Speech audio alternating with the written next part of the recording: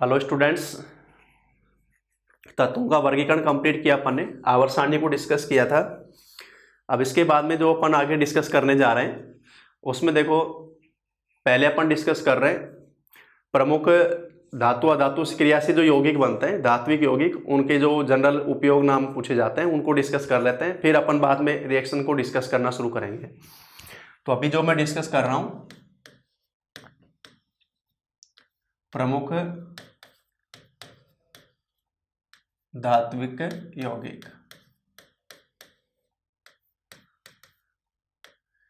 प्रमुख धात्विक यौगिक, इसमें सबसे पहले ले रहा हूं मैं सोडियम धातु के लिए। तो सबसे पहला लिख रहा हूं मैं सोडियम क्लोराइड, जो कि साल्ट है, लवण है, सोडियम क्लोराइड। अब सोडियम क्लोराइड में देखो, सोडियम का सिंबल Na, क्लोरीन हो गया क्लोराइड -1, दोनों की संयोजकता एक समान है, +1 -1, तो सीधा सूत्र क्या बन गया, NaCl, सोडियम क्लोराइड।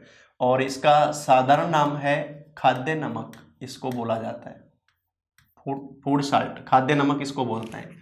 ये तो क्या हो गया अभी, ये तो हो गया रासायनिक नाम, किसी भी धात्विक यौगिक का रासायनिक नाम।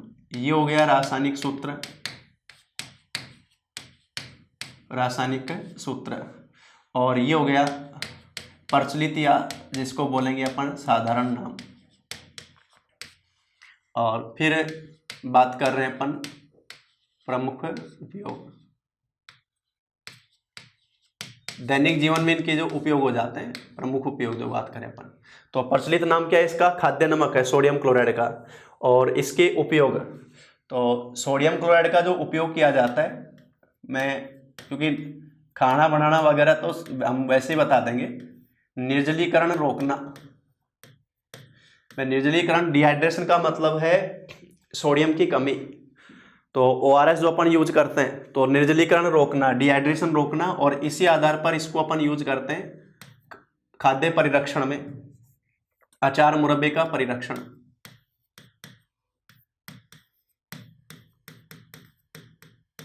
अचार मुरब्बे का परिरक्षण। और एक हिमकारी मिश्रण, फ्रीजिंग मिक्सचर जो बोलते हैं, हिमकारी मिश्रण।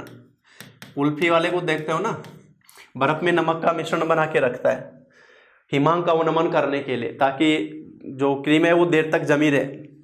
तो हिमांक का अवनमन करने के लिए हिमकारी मिश्रण के रूप में इसको यूज करते हैं। निर्जलीकरण रोकना, अचार मुरब्बे का परिरक्षण और हिमकारी मिश्रण, इसमें इसको यूज किया जाता है। इसके अलावा जैसे अपन देखते हैं, जो मछली बेचने वाले होते हैं, सड़क किनारे मछली वाले बेचने वाले बैठते हैं ना, वो मछली के ऊपर नमक का लेप लगाकर रखते हैं। वो सारा क्या है, डिहाइड्रेशन को रोकना, उसे खराब होने से बचाना। तो पहला अपन ने बताया है सोडियम क्लोराइड, धातु का यौगिक जो बताया। Number 2 sodium hydroxide, sodium hydroxide. अब सोडियम का सिंबल Na, हाइड्रोक्साइड का सिंबल OH, दोनों की संयोजकता 1 है, +1 -1, तो सीधा सूत्र हो गया NaOH, सोडियम हाइड्रोक्साइड NaOH। और ये होता है क्षार, वो भी प्रबल क्षार, जो पढ़ेंगे अपन अम्ल क्षार लवण में। सोडियम हाइड्रोक्साइड क्षार है, इसको क्योंकि ये अत्यधिक दाहक है, यानी जला देता है, दाहक जो बोलते हैं अपन, और उसी आधार पर इसको साधारण नाम दिया जाता है कास्टिक सोडा। कास्टिक का हिंदी अर्थ होता है दाहक, जला देने वाला, तो सोडियम हाइड्रोक्साइड कास्टिक सोडा बोला जाता है। और इसका उपयोग किया जाता है निर्जलीकरण करने में। तो नमक है निर्जलीकरण रोकना, और ये है निर्जलीकरण करने में। और निर्जलीकरण करता है, उसी आधार पर इसको यूज करते हैं पेट्रोलियम शुद्धिकरण, पेट्रोलियम शुद्धिकरण में इसको यूज करते हैं। वही निर्जलीकरण करता है ना, तो जलवाष्प को हटाएगा उसमें से, पेट्रोलियम में से, पेट्रोलियम शुद्धिकरण में। इसके अलावा इसको यूज करते हैं साबुन निर्माण, साबुन निर्माण, साबुन निर्माण में यूज करते हैं। प्रमुख प्रयोगशाला विकर्मक है ये। अम्ल में तो सल्फ्यूरिक अम्ल और क्षार में NaOH, दोनों प्रमुख प्रयोगशाला विकर्मक आते हैं। साबुन निर्माण में इसको यूज किया जा रहा है, ये अपन ने बताया। नंबर 3, पहला बताया सोडियम क्लोराइड, दूसरा सोडियम हाइड्रोक्साइड, तीसरा अपन बता रहे हैं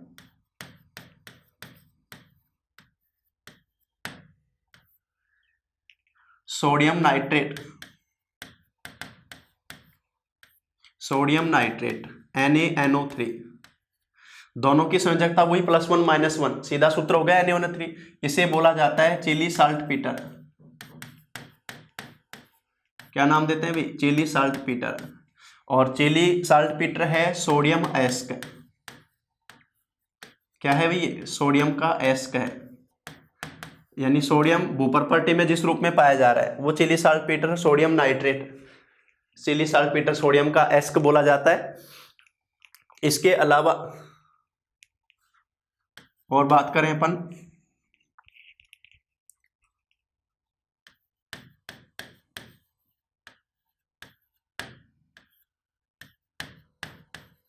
सोडियम कार्बोनेट, चलो पहले ले लेते हैं अपन सोडियम बाइकार्बोनेट,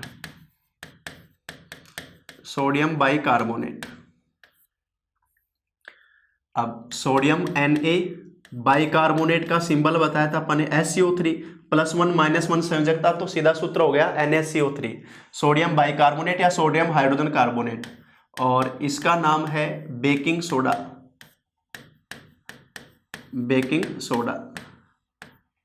और ये बेकिंग सोडा जो यूज किया जाता है वो यूज किया जाता है एंटी एसिड के रूप में बेकरी प्रोडक्ट बनाने में, एक तो बेकरी प्रोडक्ट में, इसके अलावा एंटी एसिड है ये, anti acid, Eno on acidity on, इस याद रख लेना। इनो जो फ्रूट साल्ट होता है उसमें सोडियम बाइकार्बोनेट होता है, मीठा सोडा बोलते हैं ना अपन, वो मीठा सोडा यही तो आता है, सोडियम बाइकार्बोनेट जो बोलते हैं मीठा सोडा। इसको बेकरी प्रोडक्ट में अपन देखते हैं, पूरियां वगैरह, पतासी वगैरह सारा जो यूज करते हैं, एंटी एसिड के रूप में यूज होता है। इसके अलावा अग्निशामक यंत्र में भरा होता है, अग्निशामक यंत्र में धातु की रिएक्शन में अपन ने बताया था ये कि अम्ल सोडियम कार्बोनेट से, जो पढ़ेंगे अपन अम्ल के अंदर, अग्निशामक यंत्र में जो पाउडर के रूप में भरा होता है सोडियम बाइकार्बोनेट मेनली यूज किया जाता है। जैसे CO2 गैस, अम्ल की क्रिया से CO2 गैस प्रोड्यूस होती है, उस आधार पर ये डालते हैं। अगला जो धात्विक योग ले रहे हैं अपन, नाम है सोडियम कार्बोनेट, सोडियम कार्बोनेट। अब सोडियम की संयोजकता तो +1, कार्बोनेट की -2, बदल के लिखते हैं तो सूत्र क्या बनता है भाई? Na2CO3, ये इसका सूत्र बन जाता है सोडियम कार्बोनेट का।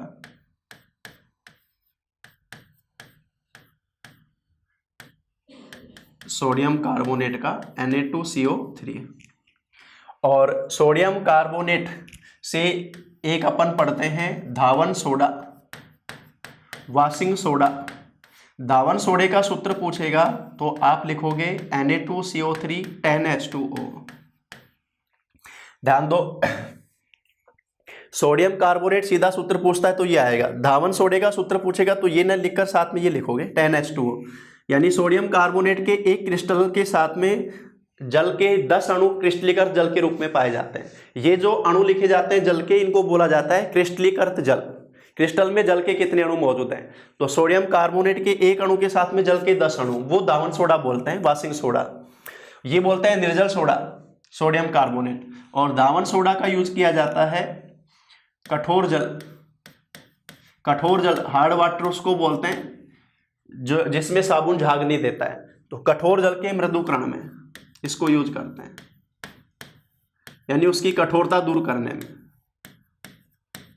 कठोर जल की कठोरता दूर करने में, उसके मृदुकरण में इसको यूज किया जाता है, सोडियम कार्बोनेट को, धावन सोडे को। इसी आधार पे धावन सोडा नाम पड़ा हुआ इसका। तो ये सोडियम के जैसे प्रमुख सोडियम धातु के अपन ने अयस्क देखे, वो यौगिक देखे। उसके बाद में देखो आगे जो मैं बता रहा हूं, पोटेशियम, पोटेशियम हाइड्रोक्साइड,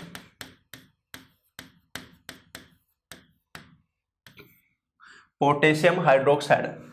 पोटेशियम और हाइड्रोक्साइड हो गया OH, तो KOH इसका फॉर्मूला बन गया पूरा, पोटेशियम हाइड्रोक्साइड KOH। और पोटेशियम हाइड्रोक्साइड जो है इसको बोला जाता है कास्टिक पोटास। कास्टिक पोटास इसको बोलते हैं पोटेशियम हाइड्रोक्साइड को। और पोटेशियम हाइड्रोक्साइड जो है उसको यूज किया जाता है मृदु साबुन बनाने में। मृदु साबुन जिसमें अपन ले सकते हैं शेविंग क्रीम, मृदु साबुन बनाने में इसको यूज करते हैं।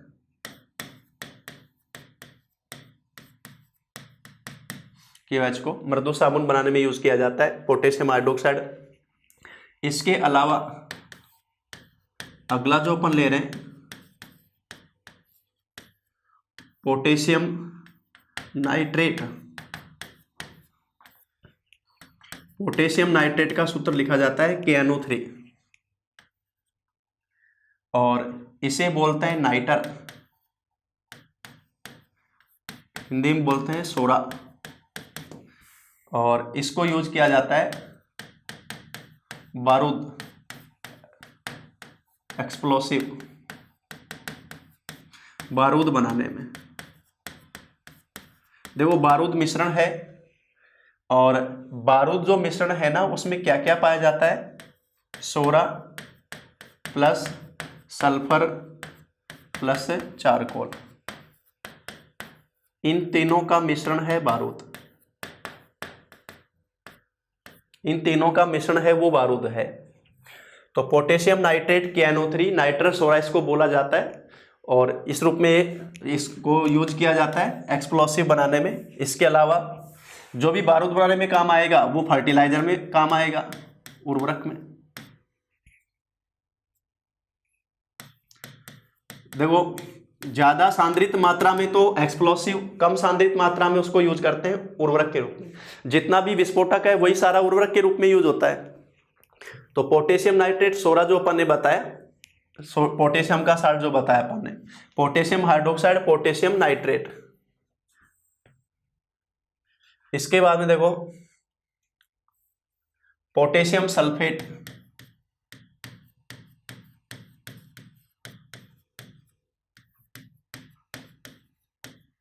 पोटेशियम सल्फेट इसका फॉर्मूला बनेगा K2SO4। पोटेशियम की संयोजकता 1 है, सल्फेट की 2 है, तो ये सूत्र बना K2SO4 पोटेशियम सल्फेट। और पोटेशियम सल्फेट यहाँ साधारण नाम तो देखना मत, इसका उपयोग किया जाता है भी उर्वरक में, उर्वरक और विस्फोटक,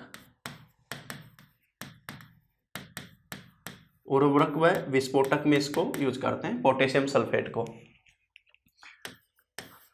अगला जो अपन ले रहे हैं पोटेशियम के बाद में एक आता है, देखो पढ़ते हैं अपन पोटेशियम परमैंगनेट।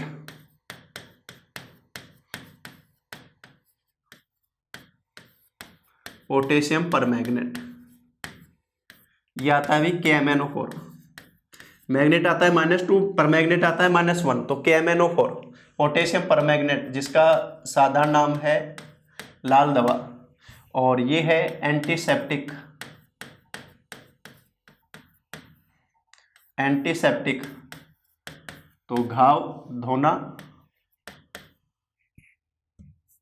घाव पर पट्टी जो करते हैं उसमें डालते हैं। इसके अलावा जल का शुद्धिकरण, एंटीसेप्टिक है ना उस आधार पे यूज कर रहे हैं, तो जल के शुद्धिकरण में और घाव पर पट्टी करने में वो लाल दवा यूज की जाती है, पोटेशियम परमैंगनेट जो बोलते हैं अपन।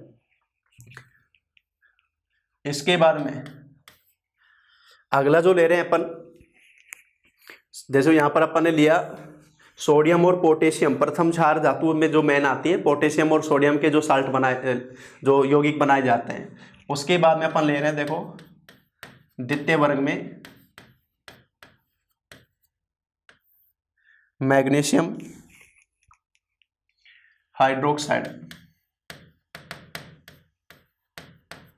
Magnesium hydroxide Mg, hydroxide OH, magnesium की संयोजकता 2 है तो यहाँ इसके नीचे आ जाएगा MgOH2, मैग्नीशियम हाइड्रोक्साइड ये बोला जाता है। इसे बोलते हैं मिल्क ऑफ मैग्नीशिया, इसको नाम दिया जाता है मिल्क ऑफ मैग्नीशिया। खूब सुना होगा नाम इसका। और ये देखते हो तो मेडिकल पे अपन जो एंटी एसिड की दवाई वो जो बोतल देते हैं जो पिंक वाइट कलर में आती है, डाइजीन और ये जो दवाई आती है, तो मिल्क ऑफ मैग्नीशिया ये भी है एंटी एसिड। इसको यूज किया जाता है एंटी एसिड के रूप में। ये अपने रीट में पिछली बार आया हुआ भी क्वेश्चन है, मिल्क ऑफ मैग्नीशिया सीटेट में पूछा था इससे। पेट की अम्लीयता दूर करने के लिए किसका यूज किया जाता है? पेट की अम्लीयता दूर करने के लिए milk of magnesia anti acid के रूप में। मैग्नीशियम हाइड्रोक्साइड रासायनिक रूप से ये होता है। उसके बाद में देखो आगे जो अपन डिस्कस कर रहे हैं, मैग्नीशियम से जैसे अपन ने लिया, इसके बाद में ले रहे हैं अपन कैल्शियम धातु।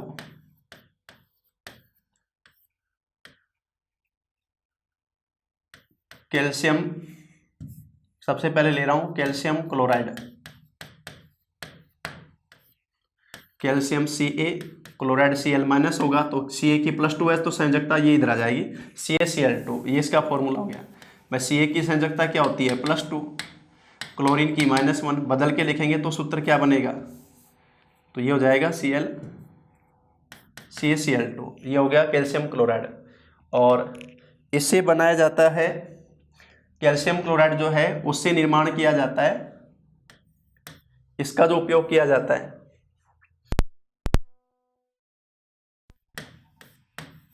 ब्लीचिंग पाउडर,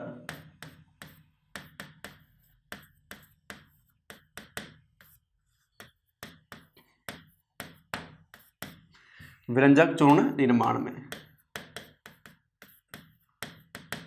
और विरंजक चूर्ण का सूत्र हो गया कैल्शियम ऑक्सोक्लोराइड, ये विरंजक चूर्ण का जो सूत्र हो गया कैल्शियम ऑक्सोक्लोराइड। तो कैल्शियम क्लोराइड इससे बनाया जाता है विरंजक चूर्ण, ऑक्सीकरण करके कैल्शियम ऑक्सोक्लोराइड जो बोला जाता है वो विरंजक चूर्ण है। अगला जो अपन सूत्र ले रहे हैं वो ले रहे हैं भाई कैल्शियम ऑक्साइड। क्या लिखा है मैंने, कैल्शियम ऑक्साइड CaO। कैल्शियम की संयोजकता 2, ऑक्सीजन की भी 2, +2 -2 सीधा सूत्र बन गया CaO। और कैल्शियम ऑक्साइड को बोला जाता है बिना भुजा चूना, बिना भुजा चूना इसको नाम दिया जाता है कैल्शियम ऑक्सोक्लोराइड।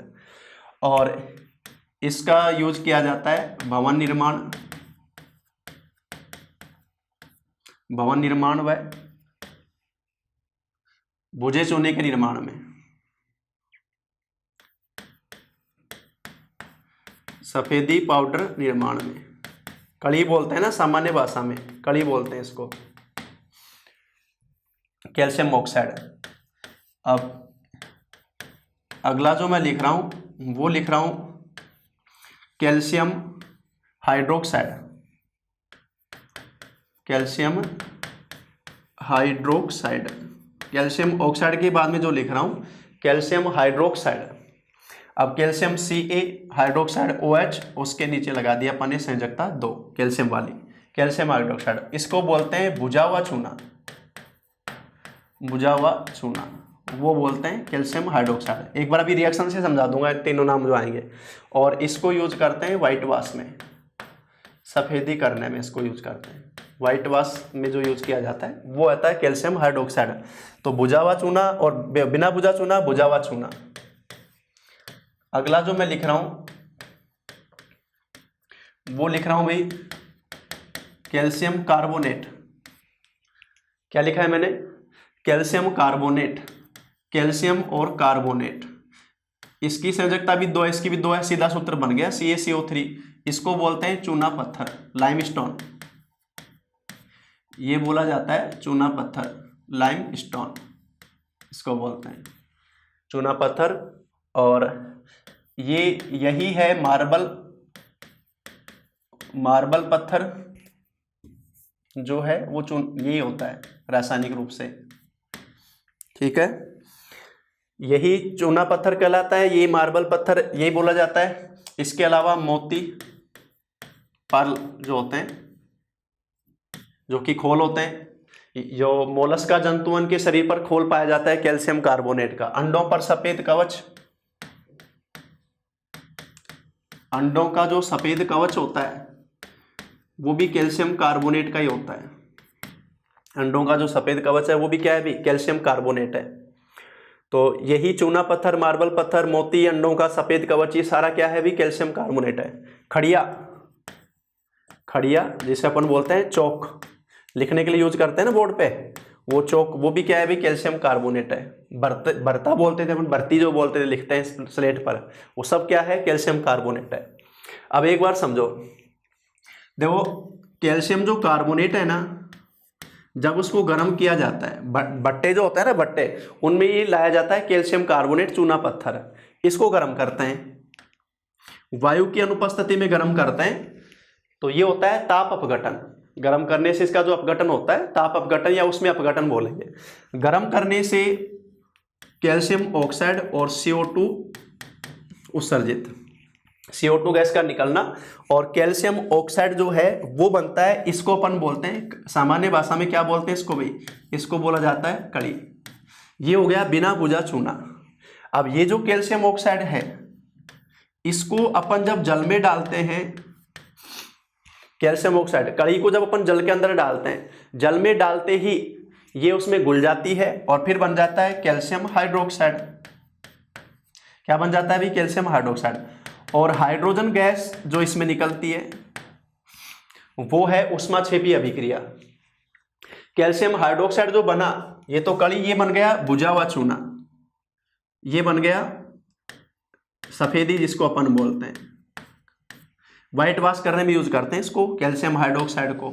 ये पानी में घुलने के बाद में बुझा हुआ चूना, और ये बिना बुझा चूना। अब ये जो कैल्शियम हाइड्रोक्साइड है, इसको जब अपन दीवार पर पोतते हैं, कैल्शियम हाइड्रोक्साइड को जब दीवार पर पुताई की जाती है, वायुमंडलीय CO2 से, वायुमंडलीय CO2 से इसकी क्रिया होती है और वापस से बन जाता है कैल्शियम कार्बोनेट।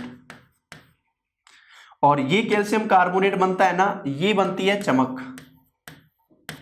वही चूना पत्थर हो गया, चमक जो बनती है। 3 रिएक्शन लिखे हैं मैंने। चूना पत्थर लाकर कली, जो चूना पत्थर लाकर उसको भट्टे में गर्म करके ताप या अपघटन से तैयार करते हैं कड़ी, जो बोलते हैं बिना बुझा चूना। इसको जैसे जल में डालते हैं गुलित रूप में हो जाता है, वो है बुझा हुआ चूना। ये बुझा हुआ चूना हो जाता है, बुझा हुआ चूना। लाइम वाटर जो बोलते हैं, ये है बिना बुझा चूना, कड़ी जो बोलते हैं। और इस लाइम वाटर को, इस सफेदी को जैसे अपन दीवार पर पुताई करते हैं, वायुमंडलीय CO2 से इसकी क्रिया होने पर, यह भी एक ऊष्माक्षेपी अभिक्रिया है, इसलिए अपन जब सफेदी करते हैं उसके बाद में हीट रहती है उसमें, और इन दोनों की क्रिया से कैल्शियम कार्बोनेट जो बनता है वो दीवार पर चमक आती है कैल्शियम कार्बोनेट की। अब ये क्वेश्चन किसी भी तरह से पूछा जा सकता है आपको। तो ये जो तीनों रिएक्शन इसके साथ में बताई अपन ने, कैल्शियम के जो यौगिक है, जैसे अपन ने बताया calcium oxide, hydroxide, calcium carbonate, 3 ये जो अपन ने लिखवाए हैं। उसके बाद में अपन जो ले रहे हैं अगला, ये नंबर था अपने पास में 14, 15वें नंबर पर अगला जो धात्विक यौगिक ले रहे हैं वो अपन ले रहे हैं भी कैल्शियम सल्फेट। अगला जो अपन ले रहे हैं वो कौन सा ले रहे हैं, कैल्शियम सल्फेट। और कैल्शियम सल्फेट CaSO4, ये इसका सूत्र हो गया। इससे अपन कैल्शियम सल्फेट, इसका साधारण नाम मैं लिख रहा हूं एक जिप्सम, लेकिन जिप्सम का सूत्र पूछेगा तो आप बताओगे CaSO4.2H2O, यानी जिप्सम में कैल्शियम सल्फेट के एक अणु के साथ में जल के 2 क्रिस्टलीकृत अणु पाए जाते हैं। कैल्शियम सल्फेट 2H2O किसका सूत्र है, जिप्सम का। कैल्शियम सल्फेट सीधा बोल रहे हैं अपन, कैल्शियम सल्फेट, ये जिप्सम ये लिखा जाता है, और इसका उपयोग किया जाता है POP निर्माण में। जिप्सम को यूज किया जाता है POP निर्माण में। तो ये जो कैल्शियम सल्फेट है CaSO4.2H2O, जब इसका किया जाता है निर्जलीकरण, जब इसका निर्जलीकरण करते हैं, और निर्जलीकरण इस प्रकार से करते हैं कि कैल्शियम सल्फेट के एक अणु के साथ में जल का आधा अणु शेष रहे, यानी जिप्सम के प्रत्येक अणु में जो जल के 2 अणु हैं उनमें से 1.5 अणु वाष्पित रूप में निकल जाना, आधा अणु बच जाना, ये जो कैल्शियम सल्फेट का अर्धहाइड्रेट हो गया, ये हो गया कैल्शियम सल्फेट अर्ध हाइड्रेट, और इसी को बोला जाता है पीओपी, प्लास्टर ऑफ पेरिस इसको बोला जाता है। कैल्शियम सल्फेट का अर्ध hydrate POP, plaster of Paris इसको बोलते हैं। प्लास्टर ऑफ जयपुर या प्लास्टर ऑफ बीकानेर क्यों नहीं बोलते भी? प्लास्टर ऑफ पेरिस क्यों बोलते हैं? पेरिस जो कि फ्रांस की राजधानी है, वहां की मिट्टी में इसके जैसे गुण होते हैं, इसलिए बोला जाता है। एक अपन बोलते हैं सीमेंट के लिए पोर्टलैंड सीमेंट। पोर्टलैंड जो स्थान है ब्रिटेन में, वहां की मिट्टी के गुण सीमेंट के जैसे होते हैं, पोर्टलैंड बोलते हैं। और पेरिस में जो मिट्टी है उसके गुण जिप्सम इसके जैसे होते हैं, पीओपी के जैसे, वो बोला जाता है प्लास्टर ऑफ पेरिस।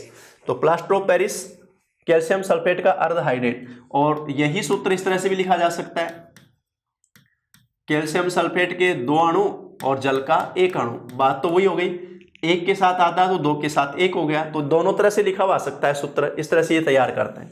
तो जिप्सम के निर्जलीकरण से तैयार किया जाता है पीओपी। क्या तैयार किया जाता है? पीओपी। और पीओपी के उपयोग आप जानते ही हो, दीवारों की सतह को समतल करने में यूज करते हैं, मूर्तियां निर्माण में यूज करते हैं। इसके अलावा टूटी हड्डी को स्थिर करने के लिए प्लास्टर उससे बनाते हैं, वो पीओपी का यूज करते हैं अपन। इसके बाद में अगला जो सूत्र मैं ले रहा हूं वो ले रहा हूं भाई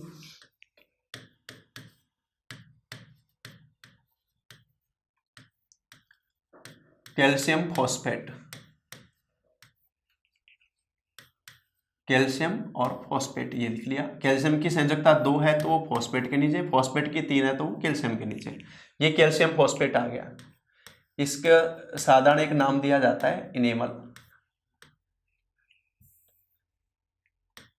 दांत पर जो इनेमल परत होती है,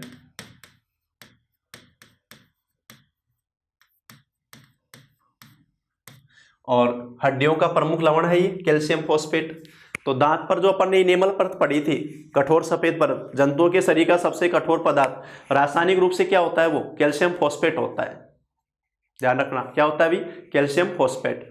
तो ये जो अपन ने कैल्शियम वाले साल्ट देखे, देखो इसमें कैल्शियम वाले जो साल्ट देखे अपन ने सारे अलग अलग, किस तरह से इनके जो यूजेज आ रहे हैं वो देखा अपन ने। उसके बाद में अब जो अपन डिस्कस करने जा रहे हैं आगे,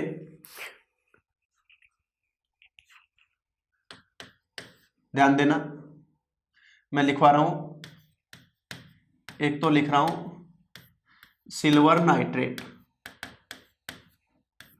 silver nitrate, silver nitrate, silver +1 nitrate -1 सीधा सूत्र हो गया AgNO3, सिल्वर नाइट्रेट। इसको बोला जाता है lunar caustic.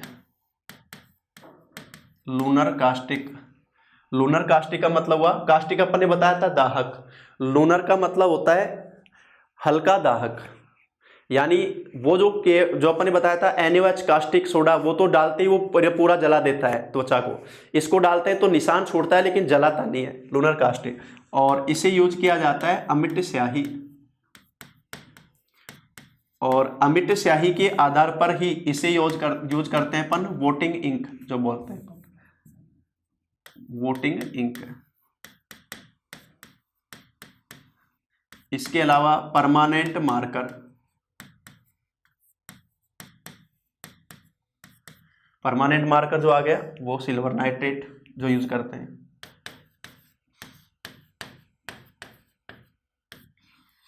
Silver bromide, silver और ब्रोमाइड AgBr सीधा सूत्र बन गया। और सिल्वर ब्रोमाइड सामान्य नाम इसका आता नहीं है, सिल्वर ब्रोमाइड को यूज करते हैं फोटोग्राफी में।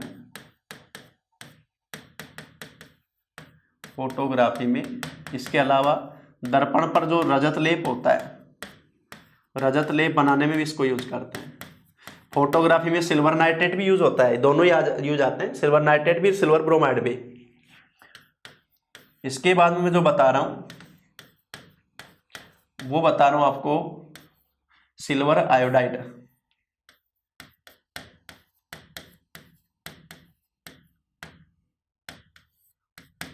Silver iodide AgI, silver iodide इसको बोला जाता है, और इसको यूज किया जाता है कृत्रिम वर्षा कराने में। कृत्रिम वर्षा कराने में। ये करता है जल वाष्प का स्कंदन। देखो वायुमंडल में जो बारिश अपन सामान्य रूप से देखें, वाष्पीकरण होता है, वाष्पीकरण से जल वाष्प वायुमंडल में जाती है, वायुमंडल में जाने के बाद उसका संघनन होता है और वो वर्षा के रूप में वापस आती है। अब जल वाष्प वायुमंडल में मौजूद है, लेकिन जब तक उनका स्कंदन नहीं होगा, भारी बूंदें नहीं बनेंगी, तब तक वो गुरुत्व के प्रभाव में नीचे नहीं गिरेंगी।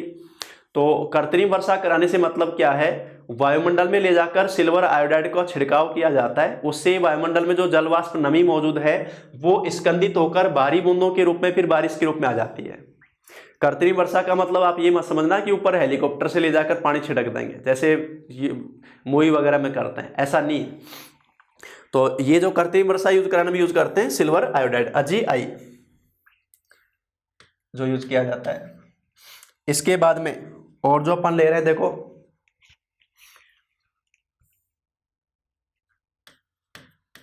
अगला लिखवा रहा हूं मैं, अमोनियम क्लोराइड।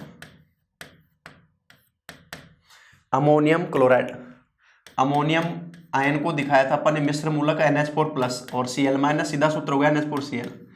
इसको सामान्य भाषा में बोला जाता है नौसादर। अमोनियम क्लोराइड को नौसादर बोलते हैं और इसको यूज करते हैं पीतल के बर्तनों पर कलाई करने में। पीतल के बर्तनों पर पतली परत चढ़ाई जाती है चमक के लिए।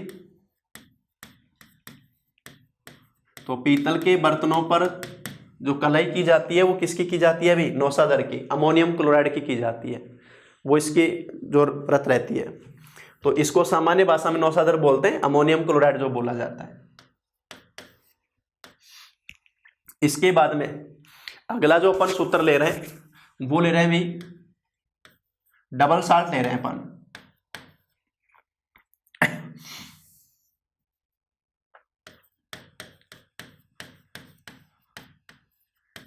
पोटेशियम अमोनियम सल्फेट, और ये है भाई डबल साल्ट, द्विक लवण, दो लवण एक साथ। एक तो पोटेशियम सल्फेट K2SO4 और डॉट एक aluminium sulphate Al2SO4 dot 24 H2O। इन के दोनों के साथ में जल के 24 क्रिस्टलीकृत अणु 24 H2O। सामान्य भाषा में इसको नाम दिया जाता है फिटकरी। तो फिटकरी डबल साल्ट है, रासायनिक नाम है potassium ammonium sulphate. Potassium sulphate aluminium sulphate और 24 H2O जल के 24 अणु फिटकरी। और फिटकरी को यूज किया जाता है एंटीसेप्टिक है, एंटीसेप्टिक के रूप में, और एक यूज करते हैं रुधिर स्कंदन में। रुधिर स्कंदन में रुधिर जो कट लग जाता है, नाई को देखते हो ना, कट लगता है तो फिटकरी लगाता है रुधिर के स्राव को कम करने के लिए। रुधिर स्कंदन में इसको यूज करते हैं, वो फिटकरी बोला जाता है पोटेशियम अमोनियम सल्फेट। एक बोलते हैं फेरस अमोनियम सल्फेट, ये भी डबल साल्ट है, फेरस अमोनियम सल्फेट। तो फेरस सल्फेट और अमोनियम सल्फेट, फेरस सल्फेट और अमोनियम सल्फेट, और इसको बोला जाता है मोर लवण। ये बोला जाता है भी मोर लवण। इसको यूज करते हैं लेबोरेटरी में, लेबोरेटरी में रिजेंट के रूप में यूज करते हैं इसको, अभिकर्मक टाइटेशन वगैरह में धातुओं की जो गुणात्मक जो विश्लेषण है ना, उसमें इसको यूज करते हैं मोर लवण। तो एक साइंटिस्ट के नाम के आधार पे मोर लवण नाम दे दिया इसको, मोर साइंटिस्ट का जो नाम आ गया इस तरह से। तो फेरस अमोनियम सल्फेट ये जो बोला जाता है FeSO4 ammonium sulphate double salt हो गया, मोर लवण इसको सामान्य भाषा में बोलते हैं, ये बताया जाता है। तो यहाँ प्रमुख धात्विक यौगिक जैसे अपन ने डिस्कस किए, और इसी में और नाम भी जैसे अपन आ जाते हैं भी मेन मैंने लिखवाए हैं जो सामान्य दैनिक रूप से जो पूछे जाते हैं, दैनिक रूप में जिनका अपन उपयोग करते हैं, वो अपन इसमें बताएं। अब इसके बाद में अगला पॉइंट जो अपन डिस्कस करने जा रहे हैं, एक अपन पढ़ते हैं, देखो परिवर्तनशील संयोजकता, ये पॉइंट भी समझना जरूरी है। परिवर्तनशील संयोजकता, वेरिएबल वैलेंसी, वेरिएबल वैलेंसी परिवर्तनशील संयोजकता।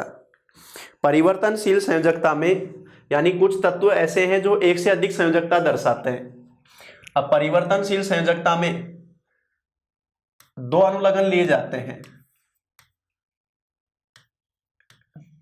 एक तो होगी कम अंक संयोजकता और एक होगी अधिक अंक संयोजकता। एक तो कम अंक संयोजकता और एक होगी अधिक अंक संयोजकता। इसके लिए जो अनुलग्न यूज करते हैं वो तो यूज करते हैं अस, इसके लिए यूज करते हैं अस अनुलग्न और इसके लिए यूज करते हैं इक अनुलग्न, अधिक के लिए इक। जैसे अपन एग्जाम्पल के रूप में ले लें, अपन ने लिया आयरन, आयरन जिसका लैटिन नाम है फेरम। अब इसका इस जो आयरन है ना उसकी दो संयोजकता है, Fe+2 और Fe+3। आयरन तो वही है लेकिन उसकी संयोजकता दो रूप में है, एक तो +2 और एक +3। अब +2 कम वाली है, +3 ज्यादा वाली है, तो इसके लिए तो हम लगाएंगे अस। तो फेरम जो इसका लैटिन नाम है उसके साथ में अस जोड़कर ये बनाते हैं फेरस और ये बनाते हैं फेरिक। वो तो फेरस और ये क्या बनाते हैं भाई, फेरिक, आयरन का जो आता है। नंबर 2, इसी में दूसरा बता रहा हूं मैं आपको, तांबा, जिसको बोला जाता है क्यूप्रम, और इसकी संयोजकता इस प्रकार से +1 और +2। तो ये तो बोला जाएगा क्यूप्रस, कम अंक वाला तो अस लगा दिया क्यूप्रस, और अधिक वाले का बोला जाएगा क्यूप्रिक, क्यूप्रस, और ये क्या बोलेंगे भाई, क्यूप्रिक, अधिक वाले के लिए।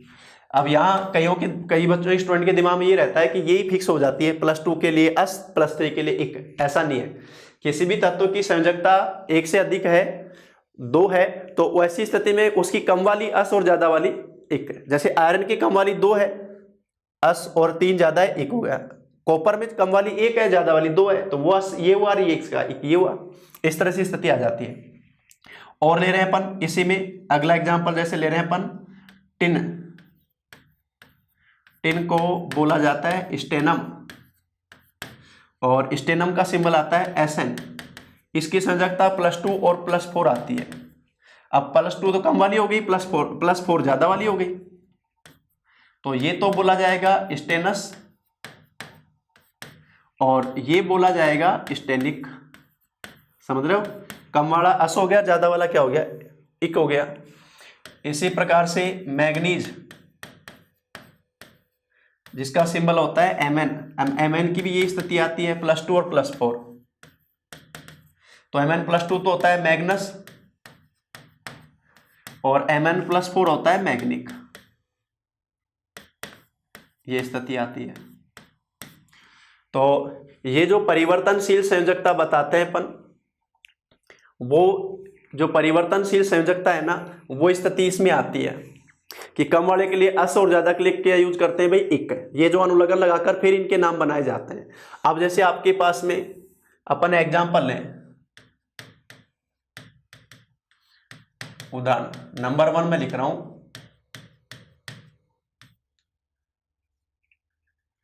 Ferrous oxide. दूसरा लिख रहा हूं फेरिक ऑक्साइड। पहला तो लिखा है फेरस ऑक्साइड, दूसरा फेरिक ऑक्साइड। अब देखो फेरस है तो उसके लिए अपन लिखेंगे Fe+2, फेरिक है तो Fe+3। समझ रहे हो, आयरन की कम वाला फेरस Fe+2, ज्यादा वाला Fe+3। और ऑक्साइड फिक्स है -2।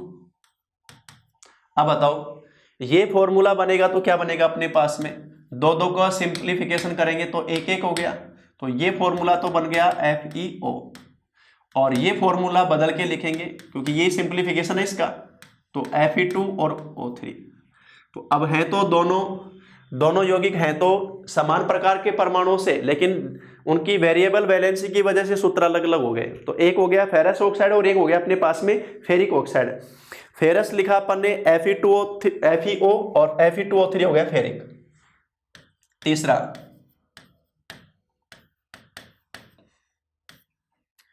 क्यूप्रस सल्फेट, और चौथा लिख रहा हूं मैं क्यूप्रिक सल्फेट। बताओ क्यूप्रस है तो आप लोगे +1, क्यूप्रिक है तो +2, कॉपर की ये होती है ना कम और ज्यादा वाली।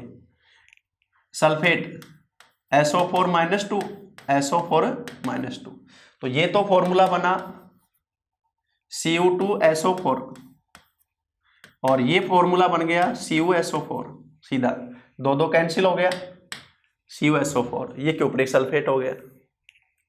उसके बाद में और ले अपन example stannous chloride,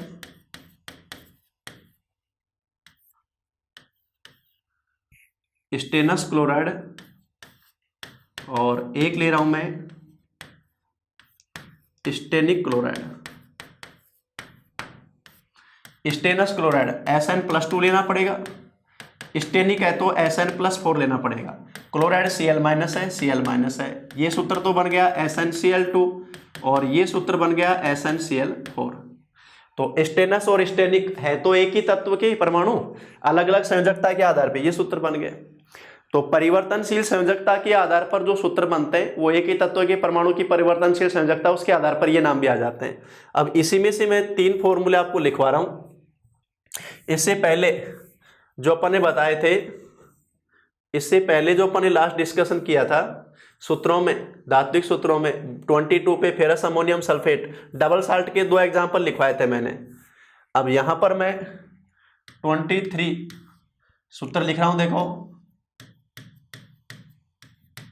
ferrous sulphate, क्या लिखा है मैंने, फेरस सल्फेट। 24वां लिख रहा हूं जिंक सल्फेट, और 25वां लिख रहा हूं मैं कॉपर सल्फेट, जो कि होता है क्यूप्रिक सल्फेट। अब देखो फेरस सल्फेट, फेरस है तो आप Fe+2 लोगे, फेरिक है तो Fe+3 लोगे, सल्फेट हो गया SO4 -2, सीधा फॉर्मूला एक एक हो गया कैंसिल होकर, सीधा फॉर्मूला क्या बना बताओ, FeSO4, और इसको बोला जाता है ग्रीन विट्रोल, इसके हरे रंग की वजह से। विट्रोल बोलते हैं कशिश, ये सारे विट्रोल यूज होते हैं पेंट और वार्निश में। कशिश अपन सामान्य भाषा में बोलते हैं तेज या चमक। तो फेरस सल्फेट FeSO4 और .7H2O ये लिखाना है, ferrous sulphate FeSO4 .7H2O green vitriol इसको बोला जाता है।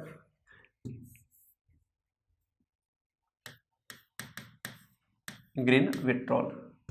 उसके बाद में जिंक सल्फेट Zn और SO4 +2 -2 कैंसिल होकर सीधा फॉर्मूला क्या बन गया, ZnSO4, zinc sulphate ZnSO4 7H2O, और ये बोला जाता है व्हाइट विट्रोल, सफेद कशिश, व्हाइट विट्रोल।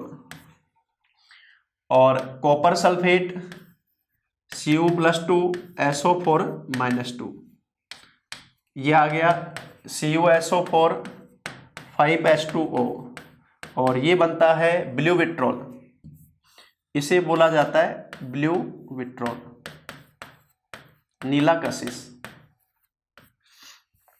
और ये तीनों के तीनों कशिश यूज किए जाते हैं पेंट और वार्निश में।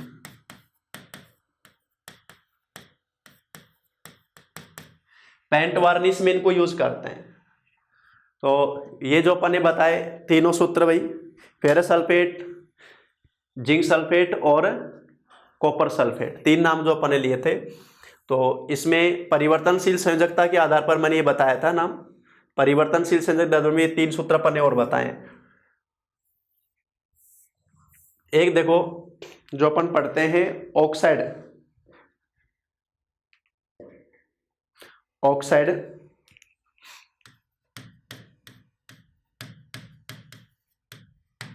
ये लिखा जाता है अभी O-2, एक बोला जाता है पर ऑक्साइड, पर ऑक्साइड, और पर ऑक्साइड बोला जाता है O2-2।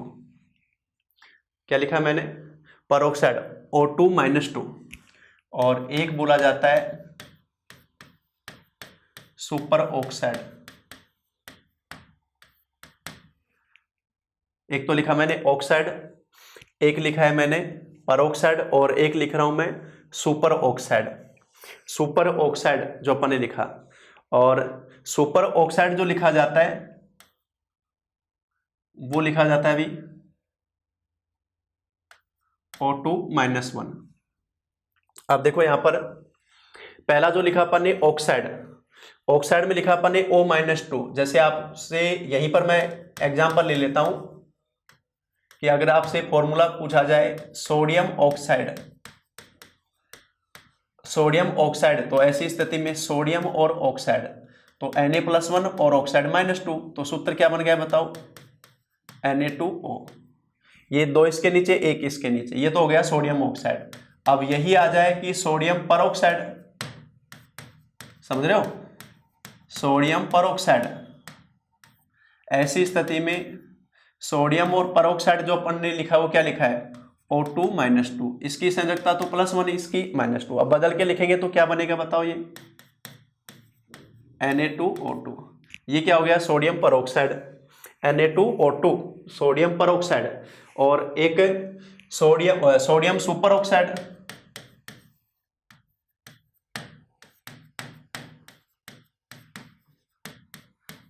Sodium super oxide.